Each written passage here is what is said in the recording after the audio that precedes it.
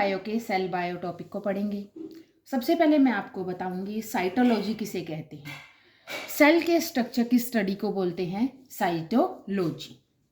Cell के structure की study को साइटोलॉजी कहते हैं। उसके बाद मैं बताऊंगी सेल बायोलॉजी के बारे में। सेल बायोलॉजी में हम क्या पढ़ेंगे? सेल बायो में हम पढ़ेंगे study of structure,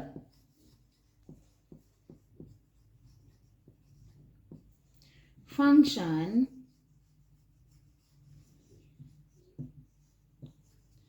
and reproduction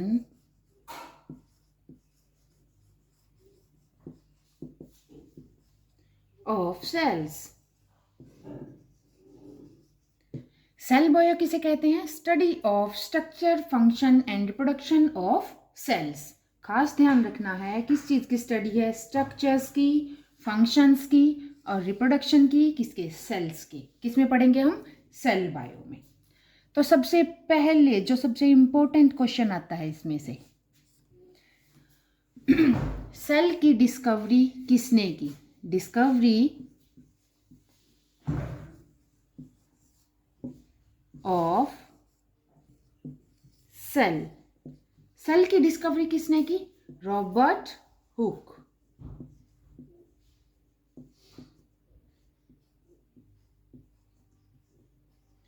और कब की? 1665। ये दोनों बातें आपको खास ध्यान रखनी है। रॉबर्ट हुक ने की थी। कब की थी? 1665 में की थी, क्योंकि ये दोनों आपकी एनसीईआरटी में गिवन है। फिर मैं आपको बताऊं कि रॉबर्ट हुक ने सेल की डिस्कवरी की थी। उन्होंने क्या देखा? उन्होंने देखा, he observed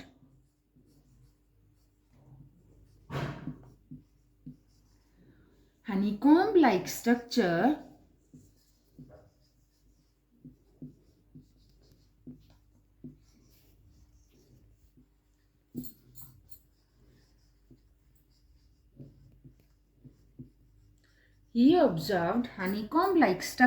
in cork। Cork में उन्होंने सेल देखा था। जब उन्होंने माइक्रोस्कोप में देखा तो उनको हनीकॉम्ब बोलते हैं मधुमक्खी के छत्ते को। मधुमक्खी के छत्ते की जैसी अपीयरेंस नजर आई जब उन्होंने क्या देखा? माइक्रोस्कोप में देखा।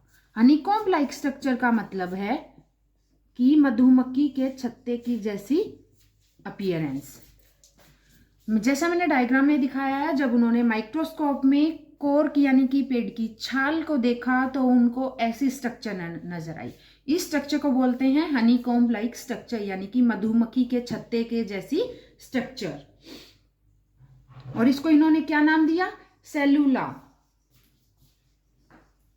क्या नाम दिया इन्होंने? सेलुला, जिसको आज हम कहते हैं सेल। और सेल का उन्होंने मतलब क्या बताया कि what do you mean by cell. यदि मैं आपको बताऊं तो सेल का क्या मतलब चैम्बर। मैंने आपको क्या बताया? डिस्कवरी ऑफ सेल, यानी कि सेल की डिस्कवरी किसने की? रॉबर्ट हुक ने की। कब की थी? 1665 में की थी। ये दोनों बातें आपको खास ख्याल रखना है, क्योंकि ये दोनों बातें एनसीईआरटी में गिवन। उन्होंने क्या देखा? रॉबर्ट हुक ने माइक्रोस्कोप में जो देखा था, क्या देखा था? हनीकॉम्ब लाइक स्ट्रक्चर, यानी कि उन्होंने मधुमक्खी के छत्ते के जैसा स्ट्रक्चर देखा। किसमें देखा? कॉर्क में देखा। जो उन्होंने स्ट्रक्चर देखा, उस स्ट्रक्चर में उन्हें जो छोटे छोटे कंपार्टमेंट्स नजर आए, उनको उन्होंने क्या नाम दिया? सेलुला, जिसे आज हम क्या कहते हैं? सेल। ठीक है। उसके बाद जो इसके बारे में सबसे इंपॉर्टेंट बात है कि रॉबर्ट हुक ने कॉर्क में जो स्ट्रक्चर देखा था, हनीकॉम्ब लाइक स्ट्रक्चर, उसमें उन्हें केवल सेल वॉल नजर आई। ही ऑब्जर्व्ड ओनली सेल वॉल, क्योंकि उन्होंने लिविंग सेल नहीं देखा था, उन्होंने डेड सेल देखा था। मैंने आपको बताया ही ऑब्जर्व्ड ओनली सेल वॉल, यानी कि रॉबर्ट हुक ने सिर्फ सेल वॉल देखी थी। रॉबर्ट हुक ने जो सेल वॉल देखी थी, किसमें? कॉर्क में। उसको किसमें पब्लिश किया था अपने काम को? उसने पब्लिश्ड इन बुक, उन्होंने अपने काम को जिस बुक में पब्लिश किया था उसका नाम है माइक्रोग्राफिया। माइक्रोग्राफिया।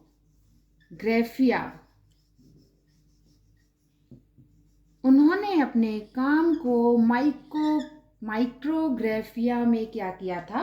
पब्लिश किया था। इस बात को खास ध्यान रखना है। रॉबर्ट हुक ने अपने काम को किस बुक में पब्लिश किया था? माइक्रोग्राफिया में। उसके बाद मैं आपको एक और इम्पोर्टेंट पॉइंट बताऊं सेल के बारे में। तो लिविंग सेल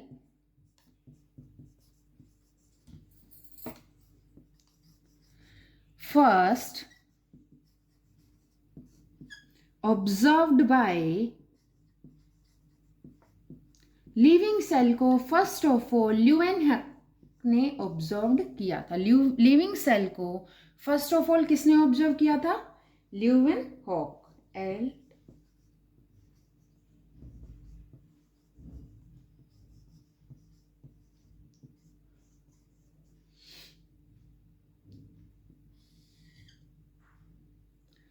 लिविंग सेल को फर्स्ट ऑफ ऑल किसने ऑब्जर्व किया था? ल्यूवेनहॉक ने। और इसने नाम दिया था, नेम्ड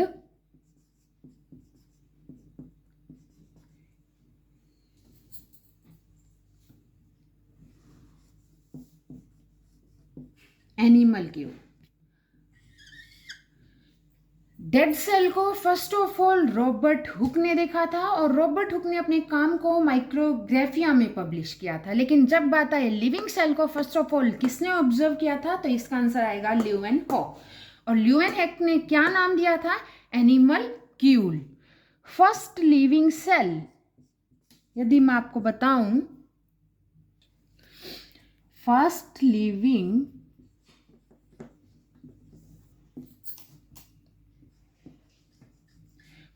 लिविंग सेल यानी कि ल्यूवेनहॉक ने जो फर्स्ट लिविंग सेल देखा था वो कौन सा था? स्पाइरोगायरा, यानी कि एक एल्गी। और इसे क्या कहते हैं?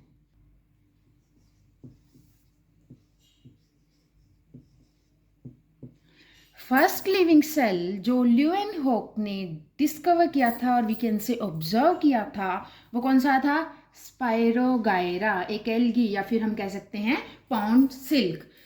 क्या किया था? ल्यूवेनहॉक ने तालाब से थोड़ा सा पानी लिया, यानी कि ऊपर जो भी ग्रीन ग्रीन उसको दिख रहा था वो लिया, और उसने जब माइक्रोस्कोप में नोटिस किया तो उन्होंने देखा कि उसमें सेल मेम्ब्रेन और सेल वॉल दोनों हैं। तो उन्हें फर्स्ट लिविंग सेल कौन सा था? स्पाइरोगायरा था, जो किसने डिस्कवर किया था और वी कैन से किसने ऑब्जर्व किया था? ल्यूवेनहॉक ने। अब हम बात करते हैं अभी तक हम बात कर रहे थे सेल किसे कहते हैं, सेल बायोलॉजी किसे कहते हैं, किसने डिस्कवर किया, डेड सेल किसने डिस्कवर किया, लिविंग सेल किसने डिस्कवर किया। लेकिन अब हम प्रॉपर टॉपिक पे आते हैं, that is what are cells. Cells किसे कहते हैं? अब हम अपने प्रॉपर टॉपिक पे बात कर रहे हैं कि सेल्स किसे कहते हैं। Cells are structural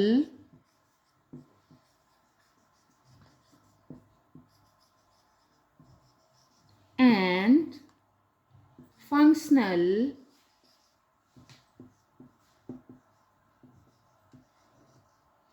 unit of life.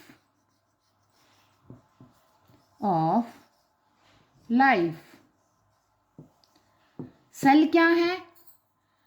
Life की स्ट्रक्चरल और फंक्शनल यूनिट है। यदि सेल की डेफिनेशन पूछें तो भी आप यही बताओगे, सबसे सिंपलेस्ट डेफिनेशन है cells are the structural and functional unit of life.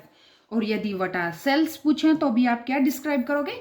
Sales are structural and functional unit of life. यदि इसके बाद मैं एक कॉम्प्लिकेटेड डेफिनेशन की बात करूं, मैंने आपको एक इजी डेफिनेशन दी सेल की, that is cells are structural and functional unit of life. यदि मैं एक प्रॉपर कॉम्प्लिकेटेड कह सकते हैं और साइंटिफिक डेफिनेशन की बात करूं किसकी? सेल्स की, तो वो होगी, लिखो, cells are the smallest unit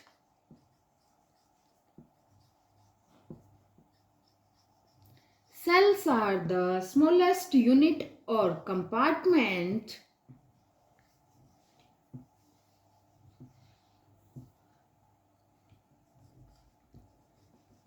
cells are the smallest unit or compartments which shows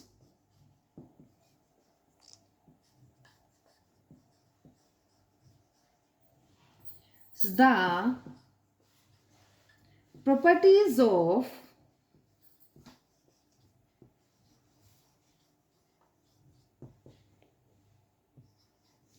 life and multiple cells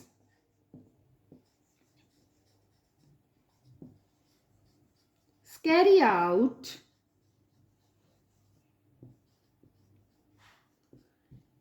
their specific functions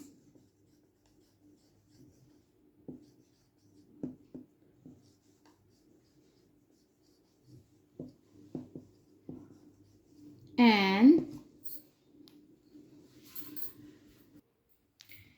coordination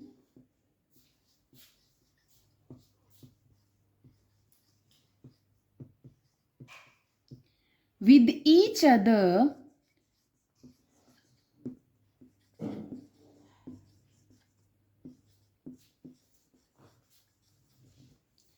to give rise to the functions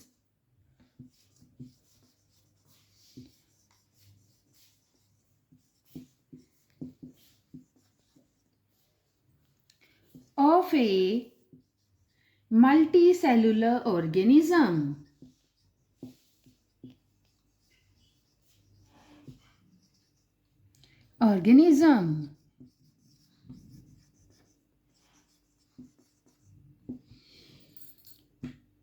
अभी मैंने आपको डेफिनेशन दी थी cells are the smallest unit of life. उससे पहले मैंने बताया cells are structural and functional unit of life, यानी कि सेल्स क्या हैं, हमारी लाइफ की स्ट्रक्चरल और फंक्शनल यूनिट है।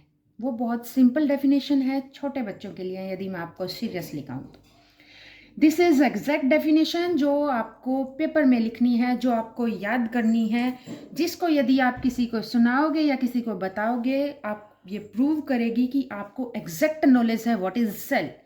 जो क्या है, cells are the smallest unit और compartments which shows the properties of life, यानी कि सेल वो सबसे छोटी यूनिट है जो जिंदगी की प्रॉपर्टीज को शो करती है, यानी कि एक लिविंग थिंग क्या क्या कर सकती है, लिविंग के अंदर जो होना चाहिए वो किसके अंदर, एक सेल शो करता है। क्या होता है, मल्टीपल सेल्स होती हैं और हर सेल अलग अलग काम करते हैं। जैसे हमारी ब्रेन में जो सेल हैं वो अलग काम करें, मल्टीपल सेल्स हैं, तो ब्रेन के जो सेल्स हैं वो अलग काम कर रहे हैं।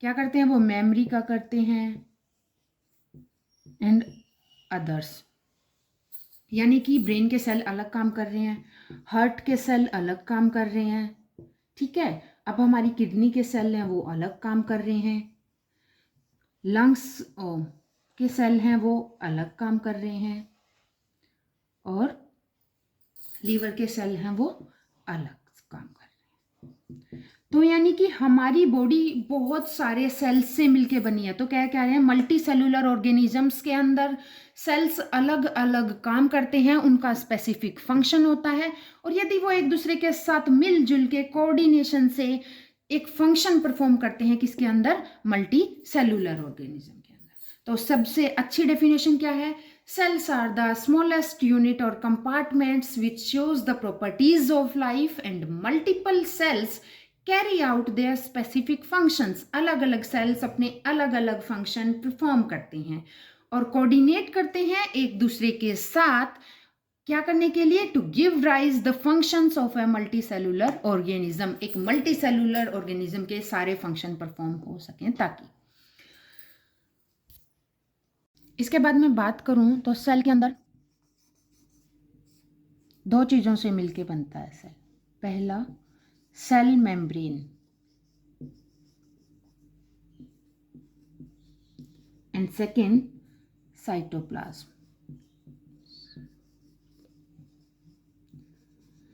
यदि मैं सेल मेम्ब्रेन की बात करूं तो सेल मेम्ब्रेन क्या करती है? मेंटेन करती है डिफरेंस को किसके बीच में? Between inner and outer environment.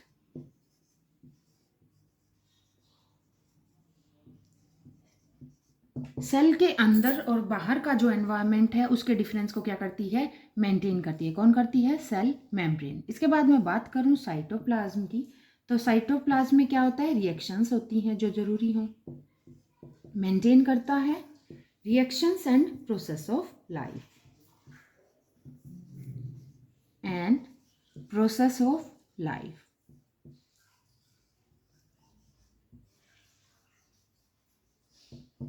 ठीक है, तो सेल की डेफिनेशन हो गई एग्जैक्ट। सेल किस चीज से मिलकर बनता है? सेल मेम्ब्रेन और साइटोप्लाज्म से। सेल मेम्ब्रेन क्या करती है? मेंटेन करती है डिफरेंस को किसके? इनर और आउटर एनवायरनमेंट के बीच में।